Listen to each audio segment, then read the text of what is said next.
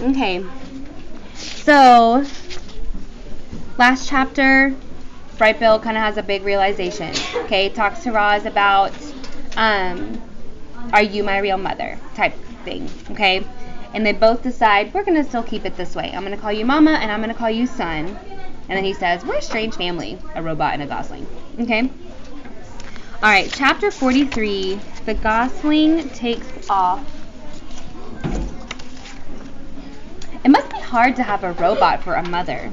I think the hardest part for Bright Bill was all the mystery that surrounded Roz. Where has she come from? What was it like to be a robot? Would she always be there for him?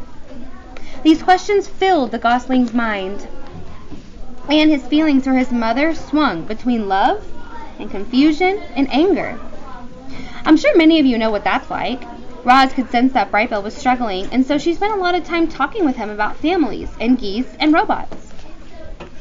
There are other robots on the island? Said the Gosling during one of their talks. He'd been sitting beside his mother in the garden, but now stood and faced her. Yes, there are others on the island, said Roz, but they are inoperative. So they're not working. Inoperative? For a robot, being inoperative is like being dead. Where are the dead robots? They're on the northern shore. I want to see them. I do not think that's a good idea. Why not? You are still a Gosling. You are too young to see dead robots. I will take you to see them when you are older. Mama, I'm not a Gosling anymore. He puffed out his chest. I'm already 4 months old. I am sorry, said Roz, but you cannot go. Bright Bill stomped around the garden and squawked, This isn't fair! I promise I will take you to see them when you are older, said the robot. But I want to go now. Please, calm down. You can't even fly, and I could take off and you wouldn't be able to stop me. Roz stood, and her long shadow fell across her son. The Gosling could feel his emotions swinging wildly, and for a moment he was actually afraid of his own mother. Without thinking, he sprinted toward the pond, beat his wings, and flew away.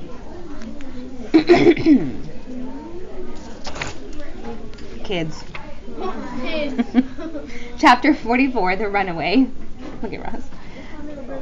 Your son will be fine, said Loudwing. You know how they are at this age. I do not know, said Roz. Please tell me how they are at this age. Oh, right. Well, Bright Bill is growing up fast. It's only natural for adolescent Goslings to be a little moody. He just needs to be alone for a while. You've raised a wonderful son. I know he'll come home soon. Try not to worry. But Roz did worry.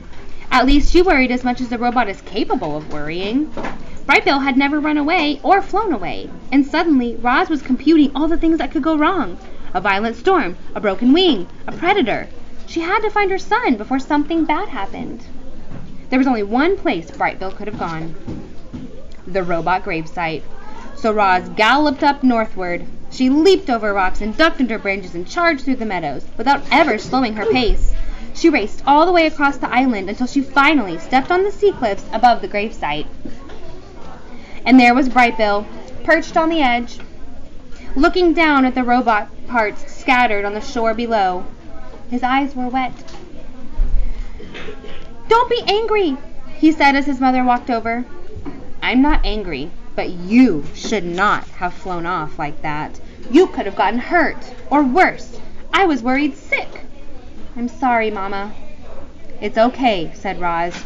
It's only natural for Goslings your age to be a little moody. Mama, I need to understand what you are, and I think it might help to see those other robots. You are right. It might help. Why are you not down there? I was about to go, said Bright Bill, but I got nervous. I want you to go with me. Let us go down there, said Roz, together. All right, the dead robots. The Gosling floated on the breeze beside his mother as she climbed down the cliffside. Down they went past the ledges and seagulls and tough little trees until they were standing on the rocky shore with the cliffs looming behind them. The gravesite had changed. Roz's crate was gone, lost to weather or waves. Some of the robot parts were gone too. Other parts were gritty with sand, or they were tangled in seaweed, or they were inhabited by small, scuttling creatures. What does inhabited mean? Inhabited by small, scuttling creatures. Donovan? Like, the creatures use it as, like, their little home. Yep. Inhabit means to live or to have their home. One smashed torso still had a head and legs attached, and Roz and Brightbill huddled around the corpse and studied the mess of tubes spilling out. This thing used to look like you, said Brightbill. Yes, we are the same type of robot, said Roz. And now this robot is dead? In a way, I know. Oh my god. Will you, listen, will you ever die, Mama? I think so. Will I die? All living things die eventually. The gosling's face scrunched with worry. Brightbill, you're going to live a long and happy life. Roz laid a hand on her son's back. You should not worry about death. The gosling's face relaxed, and then he pointed to a small round shape on the back of the dead robot's head. What's that? He asked. Roz leaned in closer. That is a button, which is a knob on a piece of machinery that can be pressed to operate it. Brightbill began pressing the button. Click, click, click. Nothing is happening, he said. Probably because the robot is dead. Click, click, click. Mama, do you have a button? Brightbill watched as his mother's head turned all the way around, and one small button came into view. You've got one, he said. I've never noticed it before. Neither did I, said the robot. The gosling giggled. Oh, Mama, you have so much to learn about yourself. Roz reached for the button on her head, but her hand automatically stopped before she could touch it. She tried with her other hand, but it automatically stopped as well. It seems I cannot press the button, she said. Would you like to try? What will happen? I think that I will shut down, but you could simply press the button again to restart me. You think? Squawked Brightbill. What if you're wrong? What if you wake up different? What if you never wake up? Mama, I don't want to shut you down. Roz turned her head back around and saw that Brightbill's face was once again scrunched with worry.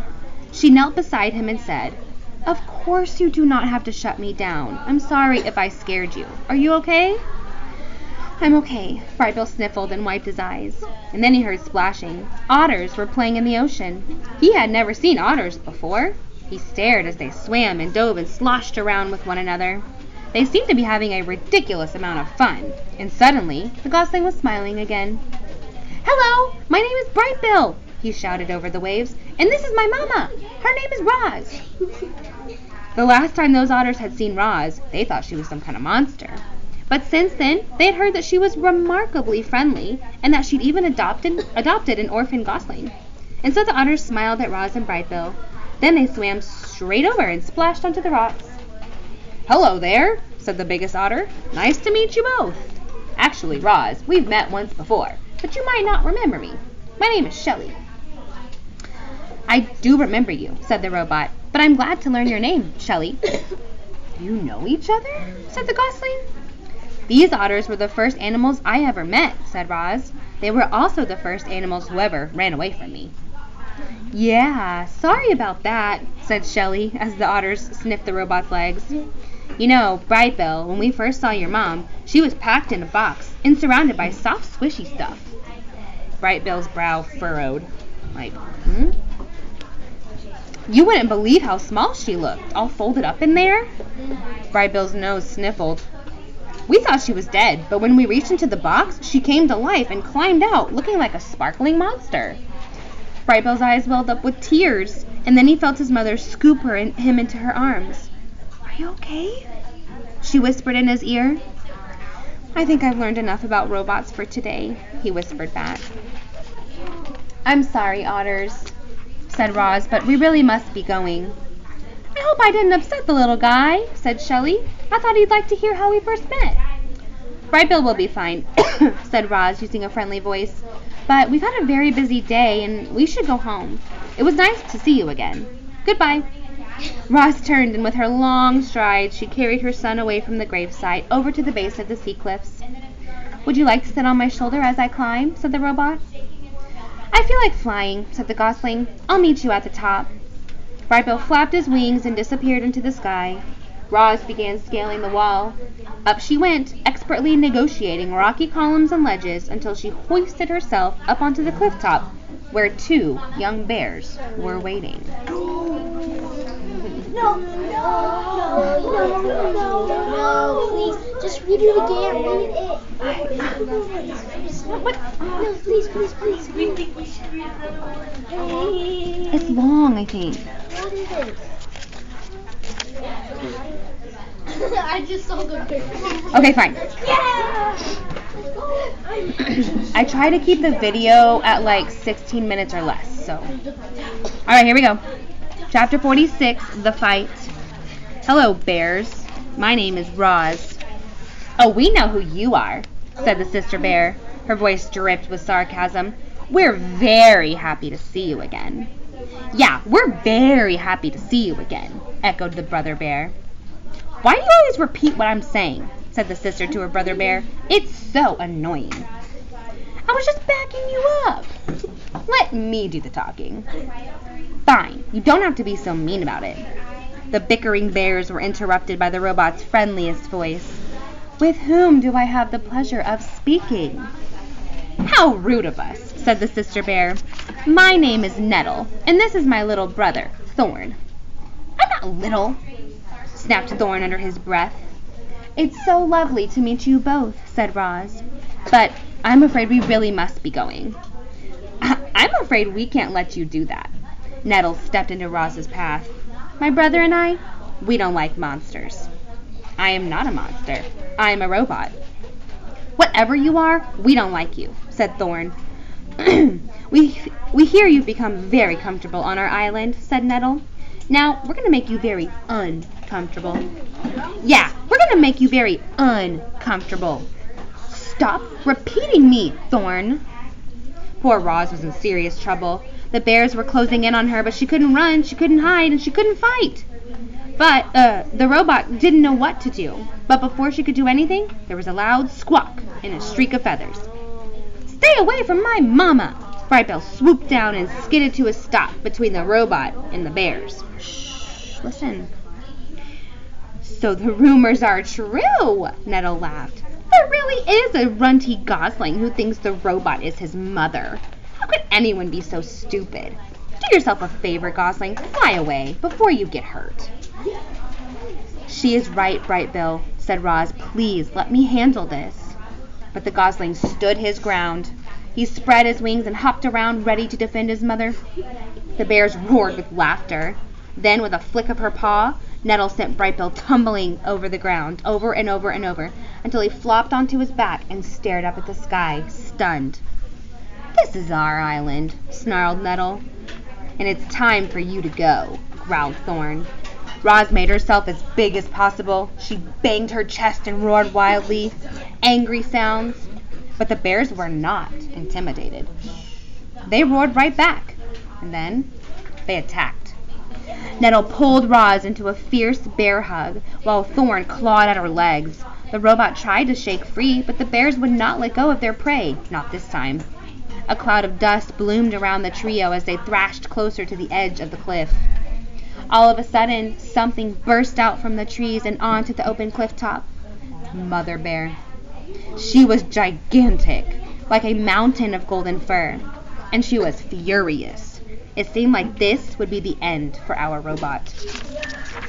But you're not cheering for that, right? No. Okay, I need you to stop. Mother Bear wasn't there to join the fight. She was there to break it up. Nettle, Thorn, get over here this instant. The young bears should have listened to their mother. Instead, they pretended not to hear her. Nettle slashed at Roz's body, and Thorn began wrestling with her foot. He grabbed the foot with both paws and forced it up from the ground. Then, with every ounce of his strength, he twisted the foot around. Reader, the following events happened very quickly.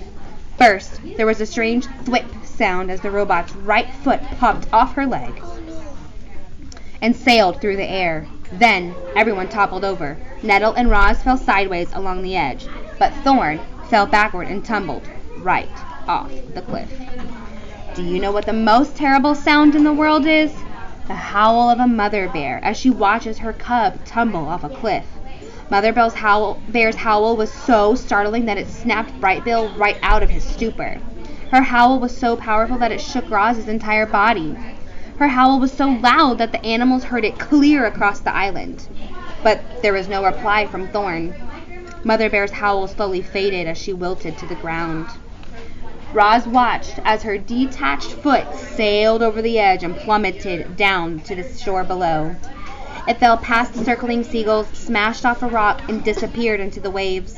And that's when the robot noticed something furry dangling from the cliffside. Thorn! His full weight hung from a tree that was rooted to the rock wall. He gripped the tree tightly in his jaws and looked up at Roz with frightened eyes. "I see Thorn!" shouted Roz. "Grab my legs, quickly!" Mother Bear and Nettle scrambled to their feet. Each bear took a leg in her mouth, and together they slowly lowered Roz head first down the cliff.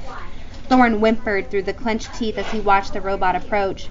Then he felt her strong arms wrap around him and heard her booming voice hollered, "Pull us up!" Thorn let go of the branch and cried, "Please, don't drop me, Roz. I don't want to die." Do not worry," said the robot. "I will not drop you." The next few moments seemed to drag on and on. Mother Bear and Nettle kept pulling on Roz's legs, and more of the robot slowly came into view until a furry golden head finally appeared, and Thorn leaped into the embrace of his family. Okay.